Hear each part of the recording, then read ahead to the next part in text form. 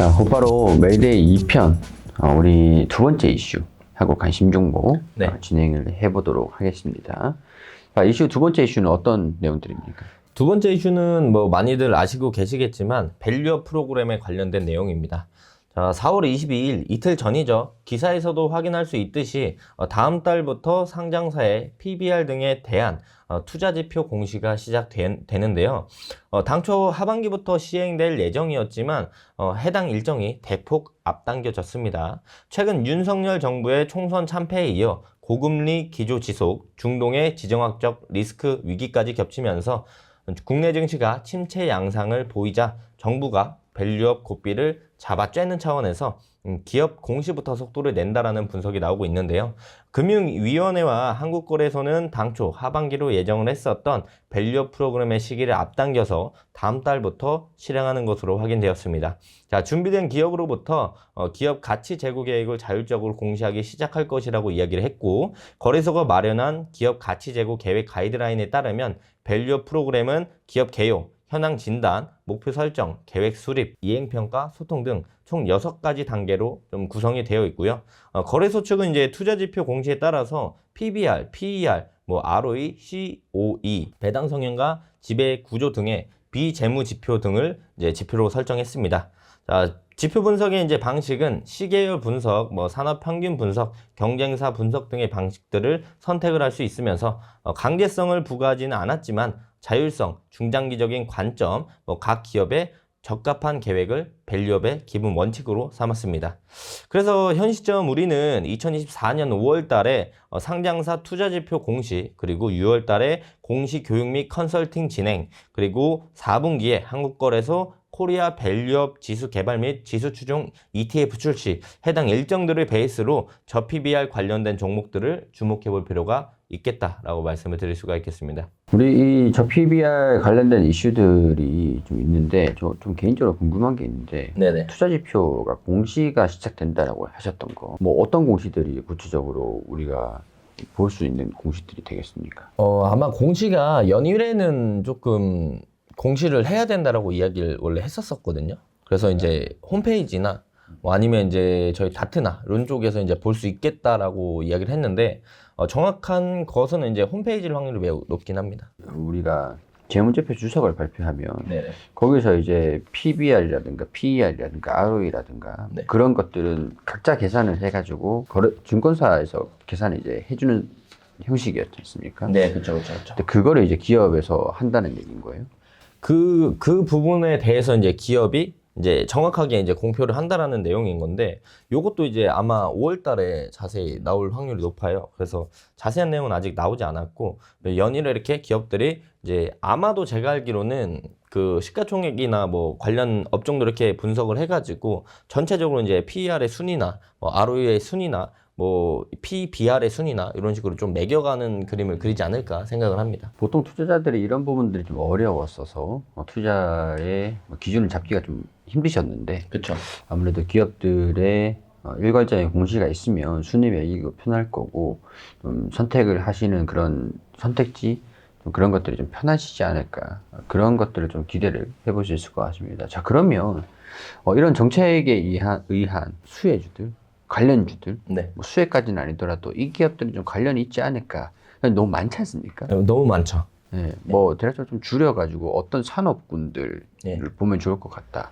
우선 이제 너무 많고 광범위하기 때문에 시청자분들은 좀 쉽게 생각을 하시면 좋을 것 같아요. ROE 여러 가지 있지만, 우선 ETF에 관련된 종목들, 그리고 이제 자동차 자체 산업 자체가 이제 PBR 자체가 낮아요. 저평가되어 있는 종목이 많다는 이야기입니다. 그래서 전방 산업, 자동차, 그리고 유틸리티, 금융, 지주사 이런 쪽들 좀 보시면 좋을 것 같고요. 지금 상반기는 아니지만 하반기에는 이제 밸류업 지수 이제 ETF가 출시되니까 그 ETF에 들어갈 만한 종목들도 한 번씩 보시면 좋을 것 같습니다. 그리고 이제 시청자분들이 사실 재무제표가 어렵고 우선 헷갈려요. 그러니까 정말 쉽게 보실 거면은 지주사, 그리고 자동차 관련된 회사들, 그리고 제일 쉽게 볼 수 있는 건 PBR 낮은데 ROE, 연평균 성장률이 높은 애들, 이런 애들 좀 위주로 보시면 좋을 것 같고, 이게 코스닥보다는 코스피를 보시는 게 지수의 추세 추종을 좀 따라가는 모습을 보여줘서 그런 친구들 위주로 보시면 단기간에 빠른 결과치를 얻을 수 있을 것으로 생각을 좀 하고 있습니다. 사실 우리 입장에서는 저평가되어 있는 종목들을 찾으시라 이렇게 말씀을 드리면은 뭐 편하긴 한데 그쵸. 아마 그래서 그 저평가를 어떻게 봐야 되는지 그쵸. 네, 뭐 저 PBR 뭘 어떤 저 PBR을 봐야 되는지 그쵸. 그런 이제 판단이 좀 어려우실 것 같아요. 제가 좀 솔깃한 게 ETF에 구성되어 있는 종목들이면 그 네. ETF 추종하는 자산들이지 않습니까? 그쵸. 그래서 그만큼 자본이 투자가 진행이 될 텐데 맞습니다. 그 종목들이 좀 어떤 기업들이 있을까요?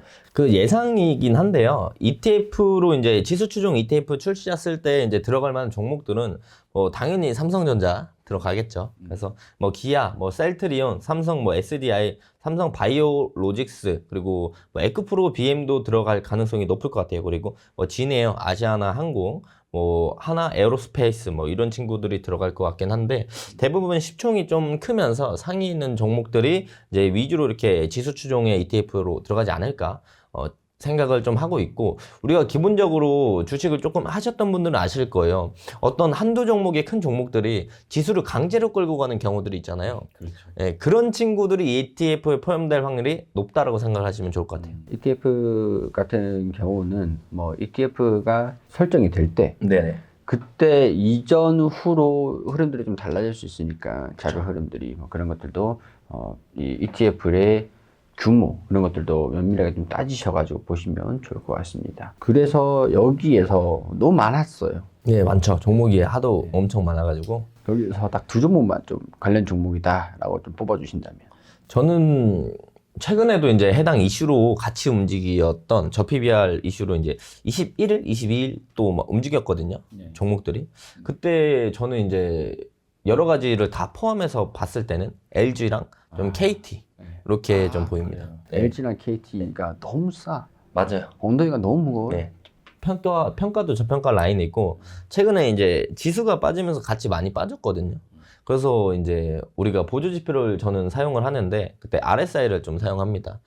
상대 이제 강도지수 요걸 사용하는데, 둘 다 이제 과매도 구간까지 내려왔다가 이제 다시 한번 올라오는 모습을 보여줘서, 이 친구들이 이제 저 PBR로 엮이지 않더라도 과매도 구간까지 내려왔기 때문에 충분히 이제 반등이나 상승의 모습을 보여줄 만한 자리들이다 생각해서 저 PBR 포함해서 다양한 이유로 LG랑 KT 좀 가져왔습니다. 그러면 이 LG랑 KT가 왜 싼지 우리 차트와 재무를 보면서 한번 네. 체크를 해볼까요? 자, 우선 LG 재무를 먼저 볼 건데요. 뭐 매출액이나 영업이익, 당기순이익의 증가에 대한 부분들은 뭐 굳이 말씀을 드리지 않고 저희가 이제 저 PBR에 관련된 내용들만 짧게 보도록 하겠습니다. 자, 우선 제일 중요한 거는 저 PBR 관련된 종목들이 PBR을 1배까지 만든다라는 얘기인데요. 우선 저 PBR에 대한 기준을 우리가 좀 잡으면 좋을 것 같아요. 저 PBR에 대한 기준은 PBR 자체가 1을 기준으로서 1보다 낮으면 저 PBR로 이제 인식을 하고 1보다 높으면 고 PBR로 인식을 좀 하는 편이 있습니다. 그래서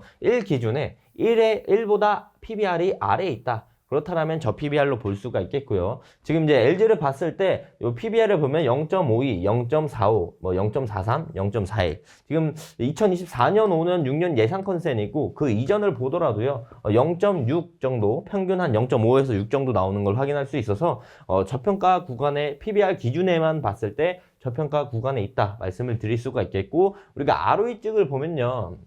ROE 쪽이 연평균 성장률입니다. 그러니까 1년에 뭐 몇 퍼센트나 이제 성장을 했느냐 이렇게 확인할 수가 있는 부분이에요. 그래서 제가 이제 해당 부분들의 평균을 내서 가져왔더니 한 7.8% 정도 나왔습니다.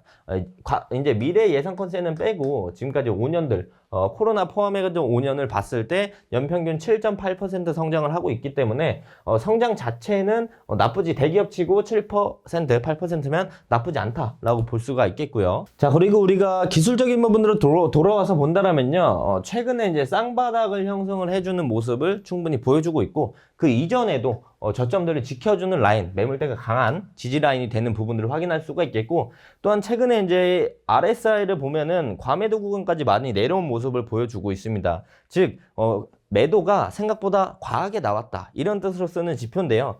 대부분 이제 대기업들이나 시총이 큰 기업들을 본다라면 과매도 구간에 내려올 때마다 어느 정도의 충분한 반등의 라인들을 주는 모습들을 우리가 확인해 볼 수 있습니다. 그래서 이제 해당 고가까지는 모르겠지만 절반 이상의 이제 반등 정도는 우리가 기대해 볼 수 있겠다 말씀을 드릴 수가 있겠고요. 어쨌든 시총 높은 종목들은 지수를 따라갈 수밖에 없습니다. 그래서 지수적인 부분들을 본다면 지수적인 부분들도 저점이 좀 높아지면서 우상향하는 모습을 보여주죠. 그래서 최근에 보면은 단기적으로 이제 우상향 추세 하단부에 맞고 지수가 반등하는 모습을 보여주고 있어요. 여기서 이제 지수가 추가적인 반등이 나온다라면 LG도 이제 과매도 구간에서 올라오면서 충분한 상승의 모멘텀을 보여줄 가능성이 있다. 그리고 우리가 처음부터 이슈로 잡았던 저 PBR 관련주로 엮이면서도 추가적인 상승의 수혜를 충분히 받을 수 있으니까 저 PBR이든 저 PBR이 아니든 어쨌든 LG 자체는 저평가 그리고 저평가 단기적인 저평가 구간에 있기 때문에 우리가 추가적인 상승에 이제 기대를 좀 걸어볼 만하다. 그래서 이런 부분들을 참고하시면서 LG전자를 보시면 좋을 것 같습니다. 자, 그 다음에는 또 KT라고 하셨나요? 네, KT 말씀드릴까 합니다. 네. 왜 KT가 좀 여기 관련 종목으로 포함이 되는지 그런 내용들 한번 들어보도록 하겠습니다. 자, KT도 보면은 뭐 매출액적인 부분을 보다는 저희가 이제 저 PBR 관련된 부분들만 보면 저 PBR을 보면은 딱 절반 0.5 PBR을 가지고 있고요. 그리고 ROE를 우리가 봤을 때 ROE도 보시면은 제가 이제 계산을 다 해서 왔는데 약 6.5 평균 6.5%의 성장률을 가지고 있습니다. 자, 미래 이제 예상 컨센을 빼고 과거 기준만 봤을 때 6.5% 이런 부분들을 참고해 주시면 될 것 같고, 자, KT도 이제 기술적인 부분들을 봤을 때 이렇게 저점들이 올라오는 중장기적인 우상향 추세를 좀 그어주고 있습니다. 네, 해당 부분들을 살짝 이탈하고 나서 다시 한번 올라타는 모습을 보여주는데요. 장기 이평들의 지지를 다시 받아주면서 지수, 아까 말씀드린 지수 부분과 함께 다시 한번 상승을 견인할 수 있지 않을까, 이런 부분들을 기대해 볼 수가 있겠고, LG와 마찬가지로 KT도 최근에 이제 지수가 빠지면서 강한 하락을 단기적으로 맞았어요. 그렇기 때문에 RSI도 과매도 구간에 내려와 있어서 해당 부분들을 참고해서 보시면 좋을 것 같고, 우선 다시 이제 우상향 추세를 올라타는 모습을 보여주고 있으니까 올라타고 난다라면 그 앞쪽에 쌓여 있었던 매물대 이제 하단부 라인 정도까지는 수월하게 좀 올라갈 가능성이 있지 않을까 싶습니다. 네, 해당 부분에 이제 저점을 깨고 내려간다라고 한다면 다시 한번 우리가 리스크 관리 라인으로 생각을 해보시는 게 좋을 것 같다 말씀을 드리면서 KT는 마무리하도록 하겠습니다. LG하고 KT하고 네. 두 기업 저 PBR 관련 종목으로 체크를 해봤고요. 네.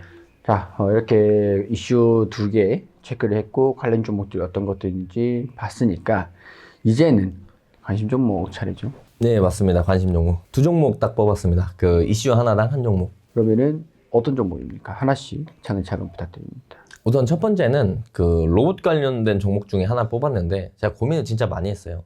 SPG는 이제 박스 하단에 있어서 좀 수익이 20% 충분히 날 수 있을 것 같다 생각을 하고, 레인보우 로보틱스는 이제 대장 역할로 수급이 쏠릴 수 있을 것 같다 고민을 많이 했는데 레인보우 로보틱스로 하겠습니다.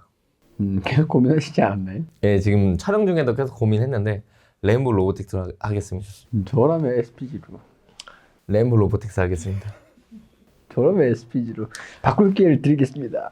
원래 대장이 제일 먼저 가고 많이 변동폭이 크기 때문에. 너무 올라갔지 않아요? 그래도 괜찮습니다. 레인보우는 안 빠진 이유가 뒤에 삼성전자라는 형님이 계셔가지고 레인보우 가겠습니다. 그럼 레인보우 로보틱스는 우리 메이데이 1편에서 상세하게 설명을 드렸기 때문에 채널 오셔서 메이데이 1편 참고를 해주시면 상세한 내용들 체크를 할 수 있습니다. 자, 그리고 두 번째 기업은 두 번째 이슈에서 또 있잖아요. 네, 맞습니다. 두 번째는 이제 저 PBR 관련된 친구들 중에 하나 뽑을 건데 이것도 고민 많이 했는데 저는 LG 하도록 하겠습니다. KT가 더 싸지 않나요? 저 PBR로 따지면 조금 더 싼데 ROE가 이제 LG가 좀 더 높고 모르겠어요. 전 그냥 LG가 좀 더 끌리더라고요. 그래서 LG로 가도록 하겠습니다. 뭐 둘 다 저 PBR은 동일한데 LG가 더 싸긴 하네. LG가 이제 PBR이 조금 더 낮긴 한데 이게 LG가 예전부터 이제 저평가 관련된 얘기가 계속 나오던 종목이라서 오히려 그걸 역발상으로 생각하면은 오랜 시간 저평가 구간에 있었던 종목이니까 오히려 해당 밸류 프로그램에 더 많은 수혜를 받을 수 있지 않을까 생각을 좀 합니다.